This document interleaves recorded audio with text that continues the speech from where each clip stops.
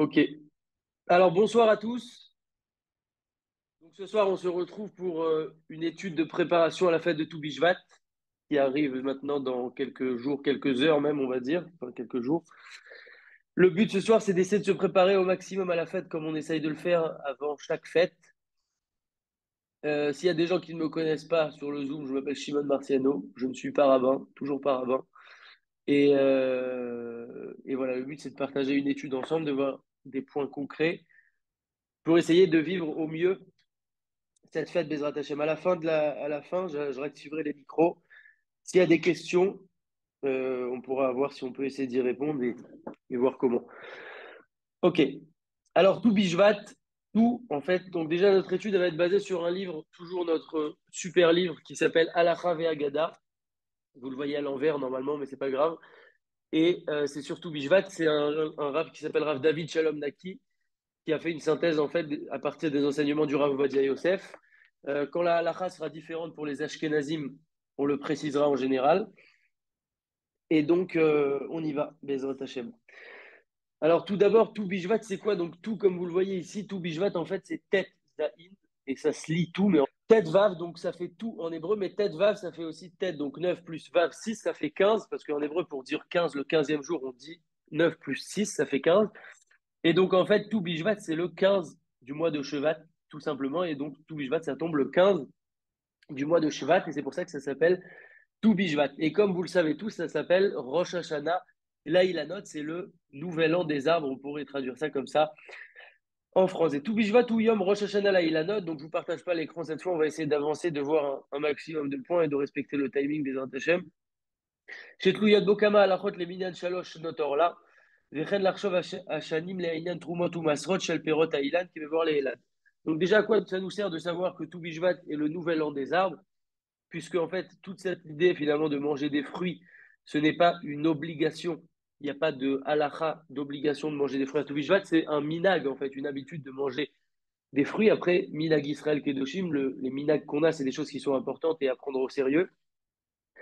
Et en tout cas, à quoi ça nous sert? Eh ben déjà, ça nous sert tout simplement à faire certains comptes. Comme on le sait, dans la Torah, on nous demande quand on plante un arbre de respecter un certain nombre d'années où on ne peut pas toucher à l'arbre, la orla notamment. Après, il y a aussi les trouma, touma, asrot, c'est les prélèvements qu'on va faire sur l'arbre. On ne va pas rentrer dans les détails de tout ça ce soir, c'est pas le but.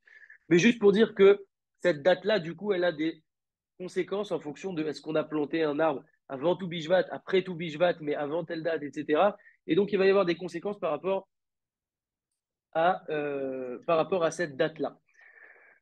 Euh, Également, au niveau de la fête, pour parler un petit peu de la fête de manière générale, le but c'est de se réunir en famille. Comme on le sait, toute fête dépend de la préparation qu'on va investir pour cette fête-là. Plus on va se préparer, plus on va anticiper, plus on va chercher à comprendre, et c'est ce qu'on essaye de faire aussi ce soir, plus on va vivre notre fête à un certain niveau.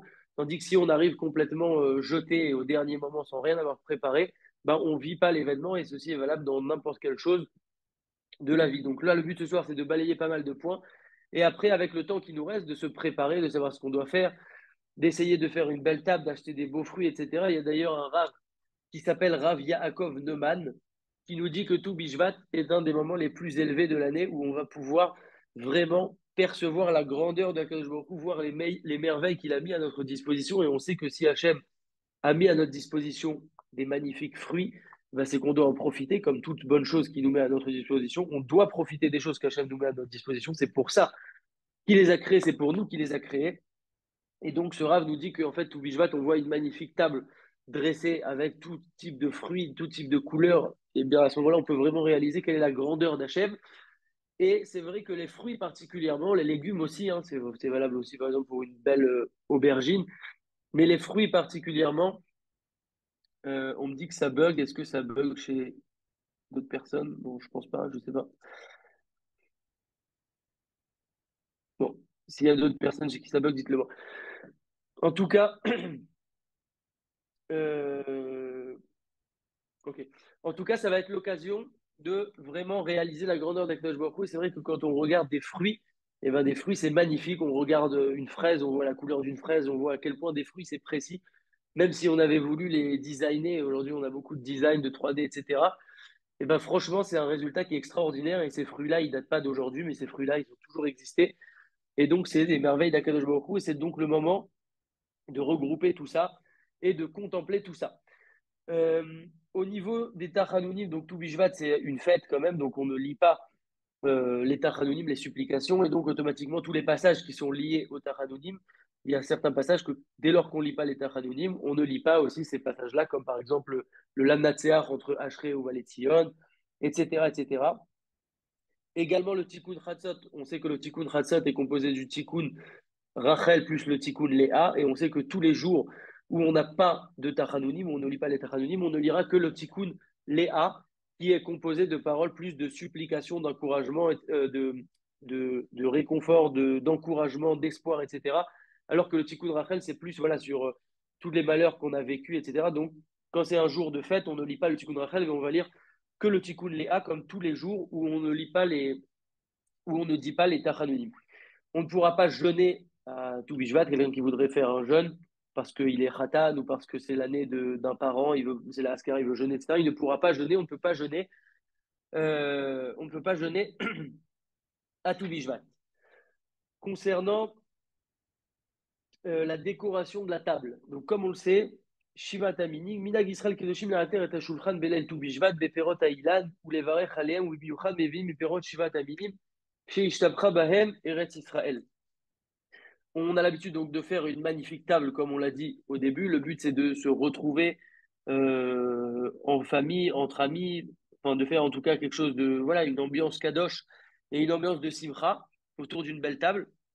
Et donc, on va dresser une belle table et aussi particulièrement, on va essayer de mettre le maximum de fruits d'Israël. On sait que la terre d'Israël, elle a été louangée, on va traduire ça comme ça, par différents fruits qui sont, donc on a Chita et Seora, le blé et l'orge, mais après au niveau des fruits, on a Anavim, Te'enim, Rimonim, Zetim, Vetamarim.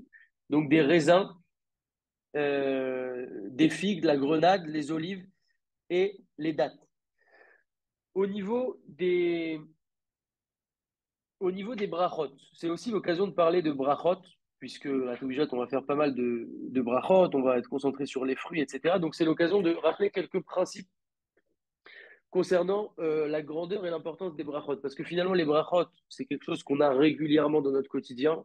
On en fait plein, plein, plein. Chaque jour, on mange beaucoup de choses. On fait des brachot avant, des brachot après. D'ailleurs, la bracha d'après, souvent, on a plus de chances de l'oublier parce qu'on ne sait pas si on a mangé la quantité ou on ne veut pas savoir si on a mangé la quantité ou tout simplement on oublie, etc. Donc, il faut faire très attention à ça.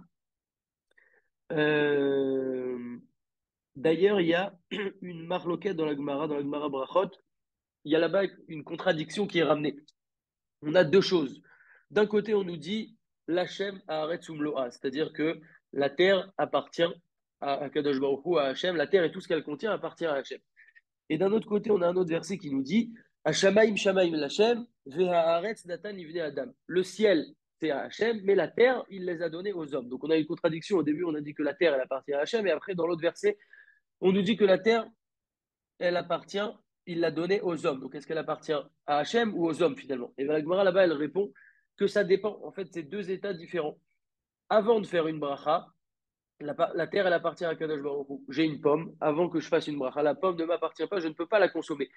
Dès lors que je vais venir faire la bracha, je m'attribue cette pomme. J'ai alors à ce moment-là seulement le droit de la consommer. Et c'est à ce moment-là donc qu'on peut dire que Ve'ares Nathan Livne Adam. Et donc, c'est pour ça que c'est très, très important, de manière générale, de faire les brachot, de les faire comme il faut, de les faire en articulant bien, euh, bien les mots, bien les lettres, etc. Et ne pas commencer à inverser des lettres ou à sauter des mots ou dire Baruch Ata en un mot au lieu de dire bien Baruch Ata, etc. Donc, s'habituer vraiment bien à articuler, en fait, comme si on était maintenant en train d'apprendre la bracha à un enfant ou à quelqu'un, on chercherait à prendre le temps de lui dire et on ne lui dirait pas à l'arrache comme ça et en quelques secondes. Donc, pour voir quelques points déjà par rapport au brachot, euh, donc, on sait que dans les brachot, quand on fait les brachot, on a un ordre dans les brachot à respecter. On va parler de ça juste après. Mais Rav Ovadia Yosef, il avait l'habitude de dire dans ses shiurim, c'est ce qu'il ramène ici dans ce livre, que avant de parler du Seder Akdima, donc de l'ordre de préférence, dans quel ordre on doit faire les brachot, alors il dit Yesh Kdima Acheret Vechashuva Yoter, il y a quelque chose qui passe encore plus avant de parler déjà de l'ordre dans lequel on doit faire les brachot. C'est quoi? C'est la da'at erch mevarechim, de savoir comment est-ce qu'on fait une bracha. Et il nous dit que Rav Ovadia Yosef, il avait l'habitude de longuement parler sur à quel point il faut articuler une bracha, se concentrer dans une bracha, la faire en étant joyeux et tout ce qu'on doit faire en fait autour d'une bracha pour pouvoir la faire de la meilleure façon possible. Et il nous dit ici que nos chachamim, ils ont dit dans la Masechet Brachot qu'en fonction des brachot que fait un homme, alors on peut, nikar im talmid chacham, o ou chez ou bord. On peut savoir si c'est quelqu'un, un talmid chacham, ou c'est quelqu'un qui est un petit peu, entre guillemets, un idiot. De la manière dont une personne va faire une bracha, on va pouvoir voir à quel point cette personne est sérieuse, à quel point elle a la crainte du ciel, à quel point elle est impliquée, etc. Donc de ne pas sauter de mots, de bien articuler les mots, de ne pas regrouper les mots, de bien les séparer. On a d'ailleurs aussi un conseil connu que nous donne Rabbi Yehuda Tzadka, de mémoire bénie, et il nous dit de toujours découper une bracha en trois parties. C'est quoi les trois parties? Baruch ata Hashem, Elokeinu melech haolam, she'akol niya bidvaru. Et donc, on découpe comme ça la bracha, on la fait sérieusement. Et ça a une très, très grande importance. Aussi, il y a Rabbi Chaim Vital, l'élève du Harizal, qui dit au nom de son maître, donc qui dit que son maître, le Harizal, lui avait dit que le principal de ce que peut attraper comme niveau de Ruach HaKodesh un homme va pouvoir attraper un certain niveau de Ruach HaKodesh.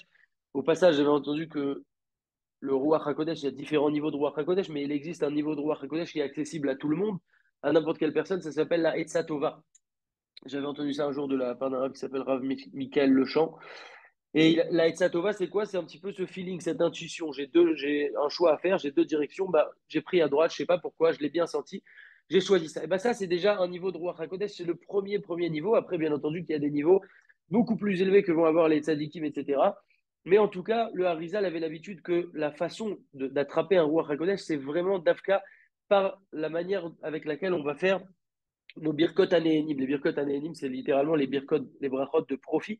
Donc, quand on va manger, pourquoi? Parce qu'en fait, dans la nourriture, dans les aliments, il y a ce qu'on appelle des clipotes. Des clipotes, c'est comme des écorces de mal en quelque sorte. Et quand on va faire une bracha, si on la fait bien, on va libérer la nourriture de cette écorce-là et on va un peu la raffiner et la purifier comme ça. Par contre, si on la fait mal, alors cette écorce, au lieu de s'enlever et de partir, et au lieu qu'on la libère du fruit, par exemple, si c'est un fruit, elle vient sur nous. Donc c'est très important. Il y a beaucoup de sods là-dedans, il y a beaucoup de choses qui sont très très profondes, sans rentrer forcément dans les détails que je ne connais pas moi-même personnellement. Mais en tout cas, l'idée, c'est que quand on fait une bracha, il y a vraiment une influence, il y a vraiment quelque chose qui se passe à des stratégies, à des strates beaucoup plus hautes que ce qu'on peut imaginer. Également, on sait qu'on est actuellement dans la période des Shovavim. Les Shovavim, c'est une période de réparation des fautes de débauche, tout ce qui est lié à la Brit Mila, aux mauvais regards, mauvaises pensées, mauvaises actions, etc. Et on est en plein dans cette période maintenant. C'est une période qui s'étend de la paracha Shemot. Shovavim, c'est l'acronyme de Shemot, Vaera, Bo, Beshala, Ritro, Mishpatim. Et quand on a 2 mois de Hadar, c'est le cas cette année, on a aussi Teruma, Tetzavé, donc ça s'étend sur 8 semaines. On fera d'ailleurs, Bezrat Hashem, Blineder, un cours la semaine prochaine, normalement lundi. Ça va être un cours très très important. On le fait depuis 3 ans, où on va essayer de voir un maximum de réparations concrètes, faciles, accessibles en tout cas, pour pouvoir profiter de cette période. Et tout le monde est concerné, tous les hommes en tout cas sont concernés par cette période. Donc on fera ça normalement la semaine prochaine. Vous pouvez dès maintenant commencer à en parler à des gens parce que vraiment, il faut qu'on puisse se renforcer sur ça et profiter de cette période-là. En tout cas, quel rapport avec les chauves maintenant? Rabbi Chaim Faladji nous dit que une des grandes réparations pour réparer les fautes faites avec la Brit Mila, de manière générale, mais puisqu'on est dans cette période de Shovavim, eh bien la réparation est encore plus forte, c'est de faire justement les brachot sur les aliments en étant concentré, en les faisant bien, de bien faire les brachot sur les aliments, ça va être une très très grande réparation des fautes qu'on a pu commettre au niveau de la Brit Mila. Et donc Akadosh Baruch Hu, dans sa bonté, il a fait en sorte que tout Bishvat, où on va multiplier les brachot, on va manger beaucoup de fruits, etc., tombe pendant cette période des Shovavim. Donc ça, c'était par rapport à l'importance et l'application à avoir dans les brachot. Au niveau maintenant de l'ordre dans les brachot, quand on a plusieurs aliments, on va essayer de résumer, de faire la chose la plus simple possible. Euh, alors c'est comme ça. Il y a un acronyme pour un moyen mnémotechnique plutôt qui est MAGA-ESH. C'est Mem, Gimel, Aïn, plus loin. Aleph, Shin. En fait, ça, c'est pour se rappeler de l'ordre des brachot. Seulement, cet ordre-là, c'est particulièrement pour les Ashkénazes, mais il va servir aussi de base pour les Séfarades. Je m'explique. C'est très simple, essayez de retenir, c'est très facile. Maga c'est l'ordre des brachot. C'est quoi? Maga, c'est même pour Mezonot. Gimel pour Geffen, le vin. Aïn pour Etz, donc Aetz. Aleph pour Adama et Shin pour Sheakol. Donc Mezonot, Geffen, Aetz, Adama, Sheakol. Ça, c'est l'ordre que doivent respecter les Ashkenazim quand ils ont différentes choses et qui veulent savoir dans quel ordre faire la bracha. Chez les Sfaradim, et c'est comme ça que tranche le Shulchan Aruch, chez les Sfaradim, c'est un petit peu plus simple. C'est le même début et la même fin. Ça veut dire qu'il faut commencer par Mezonot et terminer par Sheakol. Et au milieu, on peut faire un petit peu ce qu'on veut. Donc, si j'ai devant moi un gâteau, un verre de vin, une olive, une banane et un chocolat, l'essentiel, c'est que je commence avec mon gâteau en faisant d'abord Mezonot, c'est le plus important, parce que le blé, on s'en sert pour faire le pain, on fait le motzi, on fait le birkat Amazon dessus, et même si maintenant c'est un gâteau, c'est la même espèce de base, donc le blé a une importance particulière. Donc mésonote, et après il faut que je termine à la fin avec Sheakol. Au milieu, je peux faire ce que je veux. Je peux faire mon Adama avant mon Hagefen, je peux faire mon Hagefen et ensuite mon Haetz, peu importe. L'essentiel étant pour les Sfaradim de commencer par mésonote et de terminer par Sheakol. Donc ça, c'est le premier point. Là, on parle bien entendu quand on va faire des brachot de manière séparée, individuelle. On n'est pas en train de parler de quand on a fait motzi, etc. Quand on a fait motzi, on a tout à quitter, à l'exception du vin sur lequel on va faire une bracha, même si on est dans un repas de motzi. En tout cas, ça, c'est pour l'ordre des brachot de manière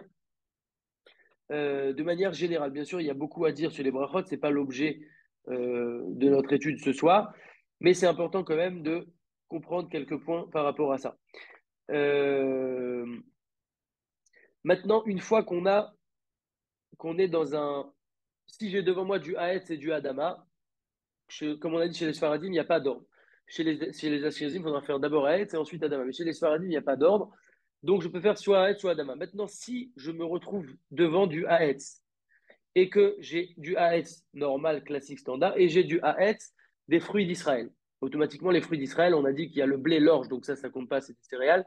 Et au niveau des fruits, on a la grenade, l'olive, la date, le raisin, la figue et la grenade. Donc tous ces fruits, c'est des fruits de l'arbre, donc ils sont tous Haetz. Donc si j'ai devant moi des Haetz qui sont des fruits d'Israël et des Haetz qui sont d'autres fruits, avec une pomme par exemple, alors là je suis obligé par contre de commencer par les fruits d'Israël. Bien entendu, je vais faire ma bracha de Haetz une seule fois en pensant à acquitter ma pomme. Donc si par exemple j'ai devant moi, pour faire très simple, une date et une pomme, la date étant un fruit d'Israël, j'ai devant moi deux produits Haetz, maintenant je m'apprête à faire Haetz, sur lequel je dois le faire, eh bien sur le fruit d'Israël. Et même si moi je préfère les pommes.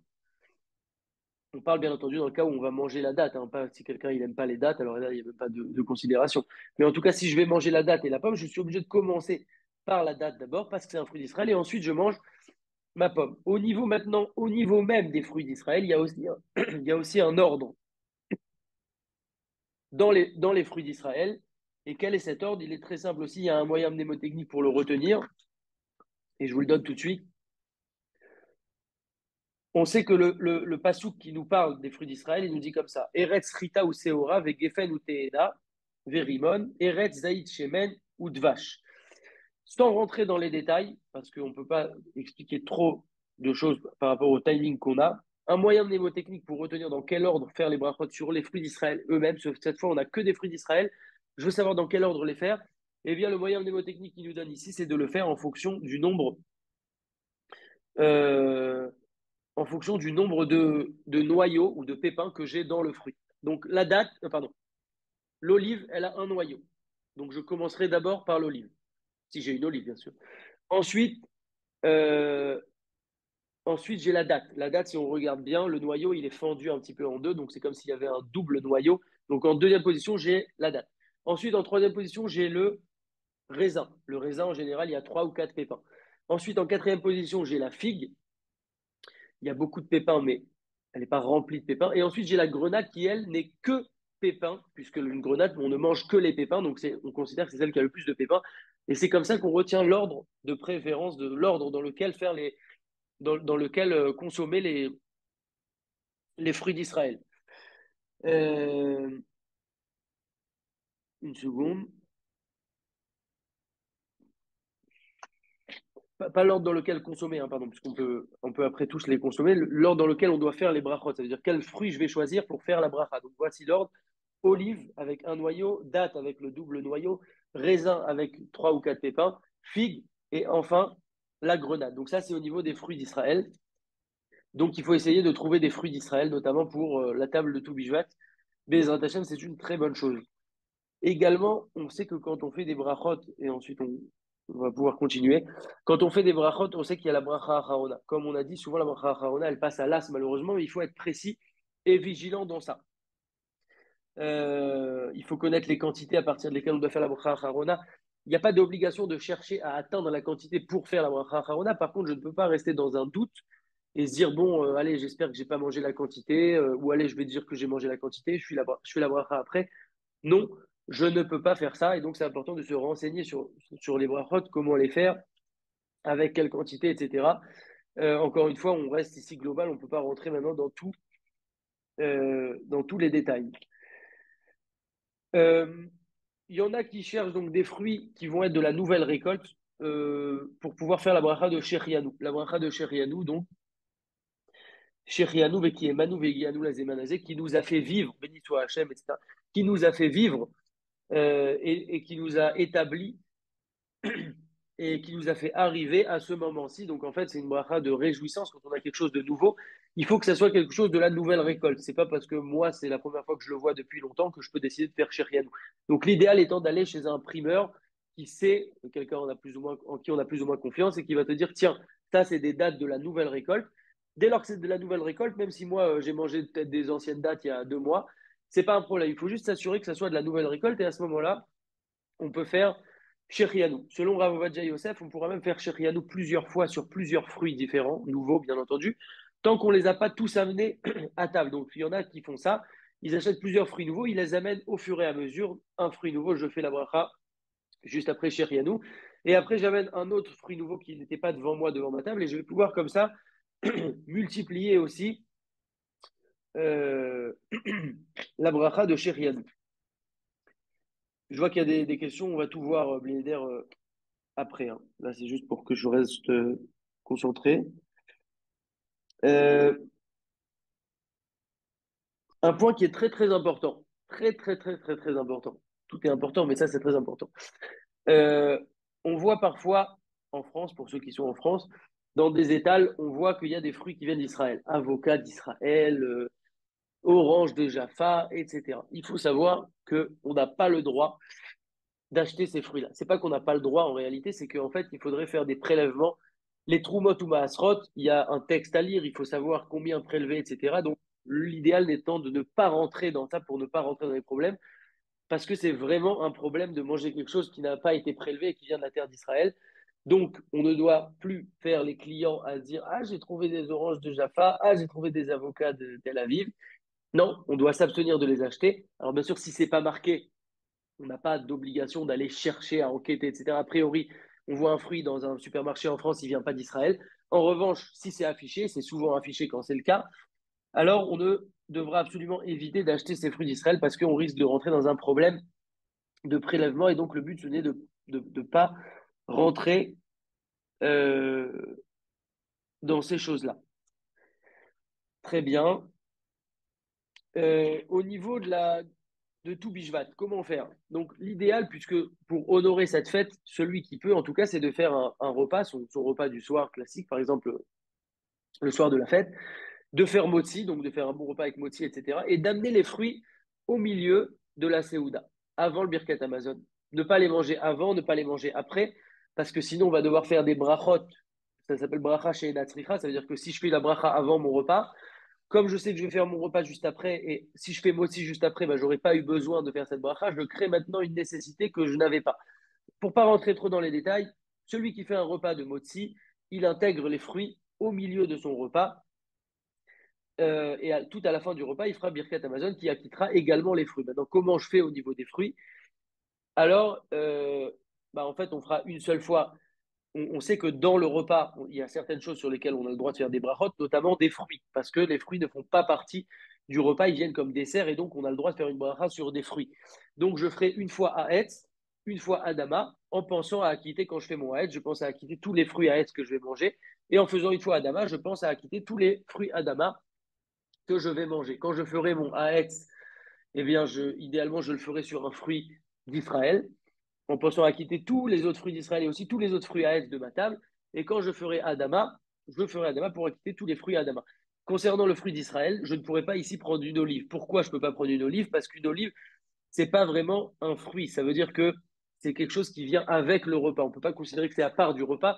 Donc, il y aurait un problème de faire la bracha sur une olive en plein milieu d'un repas motzi. Donc, à ce moment-là, on fera la bracha sur le fruit qui vient après au niveau des fruits d'Israël, comme on l'a dit tout à l'heure, qui est par exemple la date, ou si on n'en a pas, le raisin, ou si on n'en a pas, la figue, si on n'en a pas, la grenade. Et voilà. En tout cas, on fera une fois et une fois à Dama. On pense à quitter tous les autres fruits et à la fin, tranquillement, on fait euh, notre birkat Amazon à la fin du repas.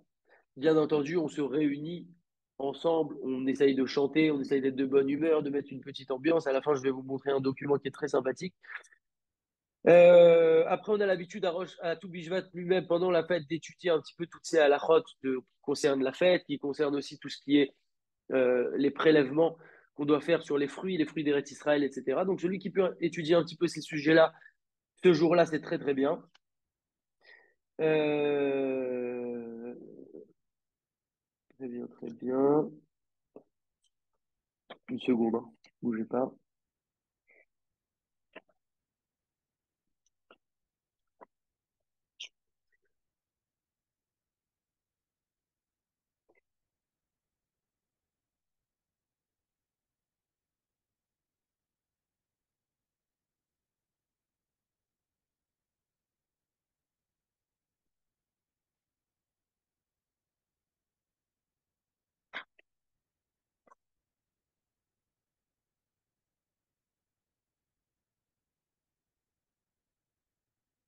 Juste un petit point pour la bracha, Harona, la bracha qu'on fait après. Vous savez qu'on a Alamiria. Dans Alamiria, il y a aussi quand on a bu du vin et il y a aussi quand on a mangé donc soit du mésonote, donc à partir de quel moment on fait Alamiria, soit qu'on a mangé un kazaïd de mésonote, donc 27 grammes de mésonote. Le alagefen, quand on a bu du vin, c'est à partir d'un révi'it de vin ou de jus de raisin, c'est donc 86 millilitres. Et ou les fruits d'Israël, quand on dit alaet, c'est pas sur tous les fruits à parce qu'on ne fait pas cette bracha-là sur une pomme, par exemple, après une pomme. C'est vraiment que sur les fruits d'Israël et à condition d'avoir mangé, pareil, un kazaït d'un fruit d'Israël. Donc c'est dans ce cas-là qu'on fera soit à la miria ou à la geffen ou à la hetz, ou les trois, hein, on peut lire les trois. Si j'ai mangé un gâteau et j'ai bu du vin et j'ai mangé un fruit d'Israël, je dis les trois, bien entendu, au début et à la fin de la bracha. Et si j'ai mangé, dès lors que je suis sûr d'avoir rempli une des quantités de manière sûre, alors les autres, même si je ne suis pas sûr ou même si je n'ai pas mangé la quantité, je peux les dire. Exemple, j'ai mangé facilement 27 grammes de maisonnette, ça j'en suis sûr. Par contre, le vin, j'ai bu une petite gorgée de vin. J'ai fait à Geffen, bien entendu, mais j'ai bu une petite gorgée de vin, donc pas assez pour faire tout seul à la Geffen. Et j'ai mangé un petit grain de raisin, donc pas assez pour faire tout seul à la Hetz. Par contre, j'ai mangé plus d'un kazaïd de maisonnette, donc je peux à ce moment-là faire sans problème la bracha, et à ce moment-là, puisque je la fais sans aucun doute, je suis sûr de devoir la faire, le halabia, j'intègre aussi mon halagefen et mon halahetz, si j'ai mangé donc de ces espèces-là. Ça, c'est par rapport à la bracha acharona. Quelques petits points également concernant, c'est très important, concernant la vigilance à avoir dans la vérification des fruits. Il faut savoir que déjà, il y a une petite phrase comme ça. C'est un proverbe chinois. Non, je rigole, c'est pas un proverbe chinois, mais c'est une petite phrase. Il dit Lifne tiftach et ha'enaim. Avant que tu ouvres la bouche, ouvre les yeux. Sous-entendu, avant de manger, vérifie ce que tu vas manger. Ça veut dire quoi ça? On nous parle ici des vérifications qu'on doit faire avant de manger un fruit. On ne va pas ici rentrer dans le détail de toutes les vérifications par fruit parce que ça serait trop long et trop compliqué. Mais l'idée, c'est de bien être sûr, et je dis bien sûr, de vérifier comme il faut les fruits qu'on va manger. Chaque chose a des vérifications particulières. On peut trouver ça dans des livres, on peut trouver ça dans des vidéos. TorahBox, ils ont fait pas mal de choses sur chaque fruit, etc., pour savoir comment vérifier les choses. On ne peut pas fermer les yeux sur ça. Par exemple, une figue sèche, les figues fraîches aussi, mais sèches encore plus, je crois, c'est extrêmement difficile à vérifier. Et si ce n'est pas pour le faire vraiment bien selon le processus, etc., ça ne sert à rien d'amener des figues à la table de Toubishvat ou même de manière générale, et il vaut mieux ne pas manger de figues. C'est pas grave. Comme on a dit, il n'y a aucune obligation de manger des fruits à Toubishvat. Par contre, on a une grave interdiction de consommer, euh, de consommer des vers et des insectes, en fait, et c'est ce qu'il nous dit ici, que c'est très très important de vérifier cela. On a un grave interdit de la Torah dans lequel malheureusement souvent tombent les gens. La Torah, elle nous dit comme ça dans Vaïkra, Al techaketsu et nafshotechem, bechol asheretz ashoretz, velo titameu baem venit metem bam. Ne vous rendez point abominable par ces créatures rampantes, ne vous souillez point par elles, vous en contracteriez la souillure. Donc on voit que c'est très très grave de manger des bêtes, etc. On a de nombreux interdits. Et donc il faudra vraiment faire très très attention à ça. Et on nous dit aussi que à la fin du verset, on a dit venitam tem, venitam tem bahem, venitam, j'arrive pas à le dire, venitam tem bam, vous en contracteriez la souillure. Tam-tem, ça vient aussi du timtum. Le timtum, ça veut dire que ça va venir boucher. Ça va venir boucher le cœur de l'homme, ça va venir boucher son esprit.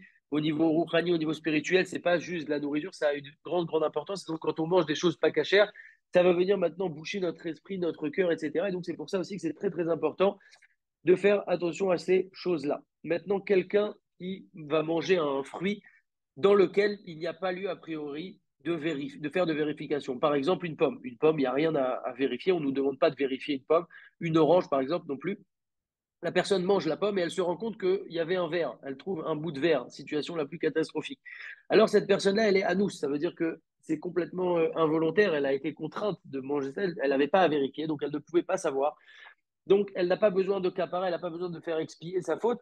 Mais malgré tout, ça sera bien quand même qu'elle fasse chouva sur ça en essayant d'apprendre, d'enseigner les halakhot qui concernent comme ça les vérifications des fruits, de parler aux gens de l'importance d'être vigilant sur cela, etc. En tout cas, l'idée ici, elle est très simple, c'est de tous les fruits qu'on peut amener, c'est super, et on va faire une table encore plus belle, etc., etc., et ça, c'est magnifique, mais il ne faut pas que ça soit au prix de la vérification très, très pointilleuse de ces aliments. Il ne s'agit pas de savoir prendre le processus pour vérifier et se dire, bon, bah, c'est bon, j'ai fait 80%, il y avait déjà peut-être pas de verre, j'ai fait 80%, il y a de fortes chances qu'il n'y ait rien du tout. Non, non, non, on rigole pas avec ça. Au passage, pareil pour tout ce qui est salade qu'on peut manger dans l'année, etc. En fait, c'est très, très important. Même farine, enfin, il faut vraiment connaître tout ce qui est vérification. Il y a des livres qui existent sur ça, des livres assez faciles d'accès avec des photos pour savoir vraiment qu'est-ce qu'on doit faire, qu'est-ce qu'on ne doit pas faire. Et c'est quelque chose à prendre très, très au sérieux. C'est aussi une bonne chose à tout Bishvat de demander, de mériter nous-mêmes et tout le Ham Israël de mériter d'avoir un beau étrog pour la fête de Sukkot qui arrivera quelques mois plus tard.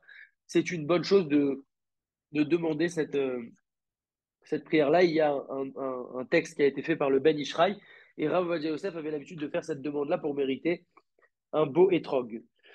Le chef de famille devra se, on a presque fini, hein. Le chef de famille devra se préparer convenablement, donc c'est ce qu'on essaye de faire ici ensemble, à tout Bishvat, pour pouvoir arriver prêt avec des choses à dire, avec des choses à raconter, avec des choses à expliquer pourquoi on fait cette fête. D'ailleurs, j'ai complètement oublié au tout début de parler de pourquoi tout Bishvat tombe à tout Bishvat. La raison est très simple, c'est que à tout Bishvat, il y a beaucoup, beaucoup de pluies qui sont déjà tombées. Et en fait, maintenant, c'est le premier moment, l'arbre est le plus sec possible. Et c'est le moment où la sève commence à remonter dans les arbres à ce moment-là. Et donc, c'est le tout début du processus qui amènera plus tard, quelques semaines ou mois après, à de nouveaux fruits. Donc, en fait, c'est pour ça que c'est le nouvel an des arbres. À ce moment-là, c'est intéressant de connaître la raison euh, au niveau, euh, au niveau physique, quoi. Pourquoi c'est maintenant tout Bishvat, c'est important de le savoir.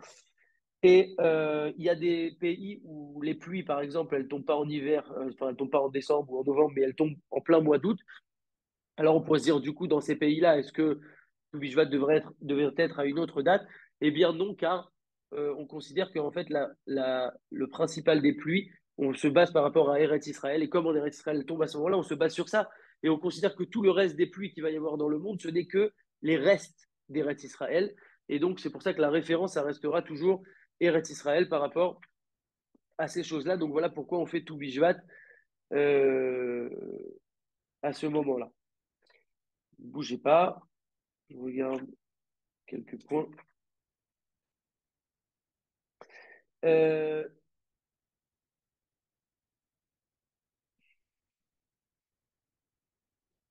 oui, par rapport aussi à tout ce qui est vérification, cache-route, etc., notamment les fruits secs.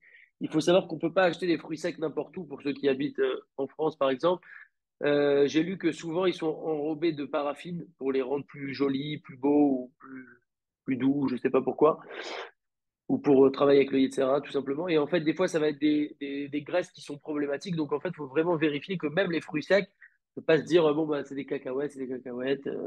Ça, c'est la phrase vraiment quand en général quand on dit cette phrase, c'est qu'on est en train de se planter. Quelqu'un achète un paquet de cacahuètes et il dit la fameuse phrase c'est des cacahuètes. Bah oui, je sais que c'est des cacahuètes, mais justement, tu dois faire attention aux cacahuètes que tu achètes. Je sais que c'est des cacahuètes, ça veut rien dire, c'est des cacahuètes, ce n'est pas un certificat de cache-route de dire cette phrase. Et donc, il faut vérifier ça. De toutes les manières, il y a la liste du consistoire qui permet aussi ça. Et vérifier aussi, quand vous vérifiez, il y a des numéros d'emballage. Encore une fois, le tout, c'est pas de vérifier à moitié, de se dire, bon, c'est bon, il y a le nom, j'ai vu, casino, ça c'est bon. Non, non, il y a marqué numéro d'emballage, donc tu vérifies le numéro d'emballage. En tout cas, si tu veux pas que ton cœur, ton esprit et ton cerveau aussi soient bouchés. En Israël, on a un peu moins le problème, mais il faut quand même vérifier tout ce qu'on achète. C'est très très important. On voit que la cache-route, ça a une véritable influence. Il y avait un rave un jour qui avait dit ça, que c'est très important de vérifier à ce qu'on sort de notre bouche, avec tout ce qui est lachonara, mauvaises paroles, etc. Mais il est tout aussi important de vérifier à ce qui rentre dans notre bouche. Et il faisait, bien entendu, vous l'avez compris, référence à tout ce qui est nourriture, etc. Pour terminer, deux petites choses. Euh, Déjà, pour ceux qui le souhaitent, je vous enverrai à la fin un document. Je vais juste le partager avec vous. On va passer très, très, très rapidement pour que vous voyez à quoi ça ressemble. C'est important. Et je vous le partage juste après. On a compris donc que tout Toubichvat, c'est une fête où il faut se réunir, remercier Akadosh Baruch Hu, voir les bontés de tout ce qu'il nous fait. Et c'est vraiment un beau moment pour celui qui est capable de le préparer comme il faut. Il y a aussi une idée comme ça que j'avais entendue. Je sais plus de qui, mais en tout cas que on dit que Adam est Sassadé, l'homme est comparé à l'arbre du champ. En quoi l'homme ressemble à l'arbre? Eh bien, un arbre, des fois, il est complètement asséché, complètement moche, complètement triste, complètement marron. Il n'y a pas de fleurs, etc. Il n'y a pas de feuilles. Et ben nous aussi, des fois, on vit ces phases-là où on est un petit peu mou, où on est un petit peu angoissé, où on est triste, on ne sait pas trop quoi faire de notre vie, etc., etc., etc. Et donc là, on voit que tout Toubichvat, comme on a dit, pourquoi c'est maintenant? Parce que la sève recommence à monter dans l'arbre, eh ben, c'est un moment aussi pour se réveiller à nouveau, car on sait que tant qu'il y a de la vie, il y a de l'espoir, et qu'on a toujours cette possibilité-là de refleurir, de la même manière qu'un arbre vit des cycles comme ça, où il est un petit peu bas et après il repart. Et si on le voit au printemps ou en été, il est magnifique, il y a des bourgeons, il y a des fleurs, il y a des feuilles, etc. Alors il en est de même pour l'homme. Je partage l'écran avec ce document que j'aimerais vraiment vous partager. Je vais vous le partager juste après d'ailleurs dans le Zoom. Vous pourrez télécharger le fichier. C'est un document qui a été mis à disposition par Keter David. Ça doit être une institution. On me l'a envoyé un jour et depuis, je l'utilise chaque année. Il est magnifique. Là, il résume un petit peu tout Bijvat. C'est juste pour vous montrer qu'en fait, pour chaque. Bon, là, il y a un petit Yehi Ratson. Donc, Yehi Ratson, ça veut dire que soit ta volonté, Akadosh Baruch Hu. C'est beaucoup de brachot, des très belles brachot. C'est pas très long, hein, vous voyez. Et après, c'est directement chaque truc qu'on va manger, chaque élément qu'on va manger.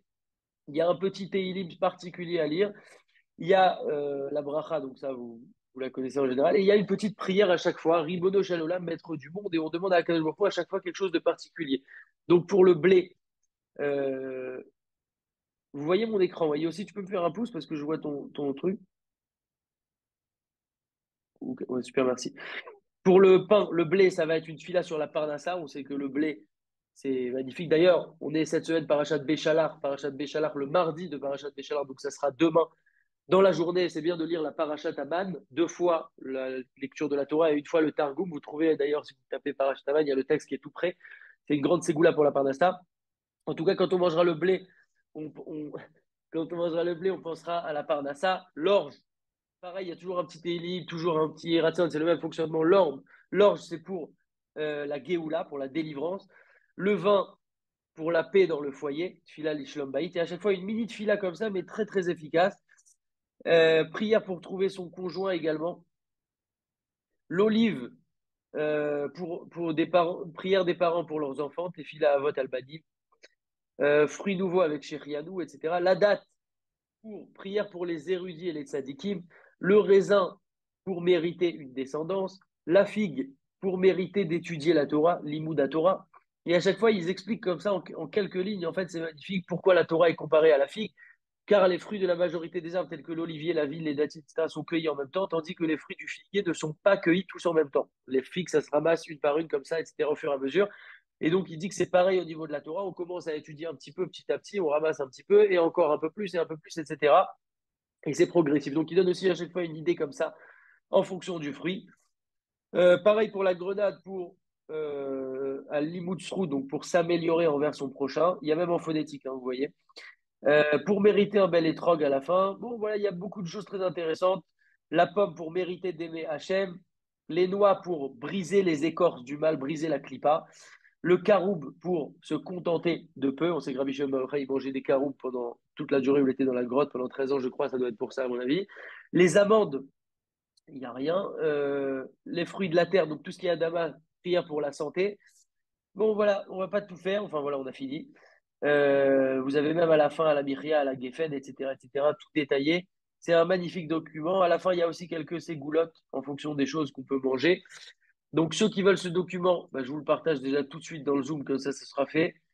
Et après, ceux qui ne l'ont pas, je pourrais vous l'envoyer aussi par WhatsApp. Juste une seconde. Fichier.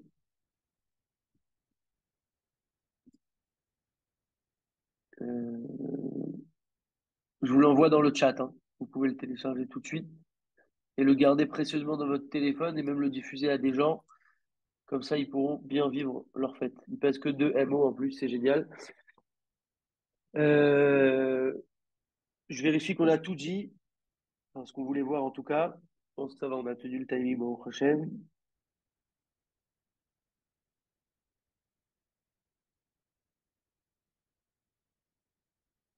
Voilà. N'oubliez pas la semaine prochaine le cours sur les Shovavim. C'est très, très, très, très, très important que chacun, d'ailleurs, une des réparations de la Shovavim, c'est de faire, de ramener des gens pour qu'ils puissent étudier ces sujets-là. C'est de faire du Zikouï Arabim sur ça. C'est une des grandes réparations. Donc, n'hésitez pas à en parler vraiment à des gens, qu'on puisse être nombreux pour essayer au mieux de réparer ça. En tout cas, qu'on puisse vivre une magnifique fête de tout Bijvat Bezrat Hashem. Commencez dès maintenant à vous organiser pour acheter des fruits, des bonnes choses, savoir comment on vérifie, ne pas attendre le dernier moment pour faire les bdicotes, etc. Toujours dans la simra, mettez de la musique, chantez, dansez, rigolez, voilà, kiffez. On est là pour kiffer. Euh, je réactive les micros s'il y a des questions. J'ai vu qu'il y avait des questions dans le. Une seconde. Et Khazak à tous. Euh, Alors en fait, à un moment donné, tu avais parlé par rapport au brachot qu'on doit faire dans les ordres, c'est-à-dire on fait mésonotes, etc. Et après, tu as oui. parlé qu'on devait faire le motzi et le Non, corn oui, seder. alors, ça veut dire, on a dit, c'est l'idéal, c'est celui qui peut faire motzi, comme ça, il fait une belle séouda, un beau repas pour la fête, etc. Mais tout ce qui est ordre dans les brachot, ça va être vraiment quelqu'un qui fait que les brachot et qui veut savoir dans quel ordre les faire, ou de manière générale, cet ordre pour les Ah, ok. brachot, c'est valable pour toute l'année, en fait. C'est pour savoir quand je vais à une séouda, par exemple, je veux savoir dans quel ordre je dois faire mes brachot, alors c'est valable à ce moment-là, quoi. D'accord. Mais si par exemple je fais motzi, Si tu fais l'idéal c'est de faire motzi, quand même les brachot avant et après motzi à la fin, non? non, non. Si tu fais motzi, Ah, l'idéal, c'est de faire vraiment les brachot au milieu de la séouda, avant de faire ton birkat Amazon, en fait, de faire les brachot. Donc, il y aura que deux, il y aura Aetz et il y aura Adama. Une fois Aetz, une fois Adama en pensant à quitter chaque fois tous les autres fruits Aetz, tous les autres fruits Adama.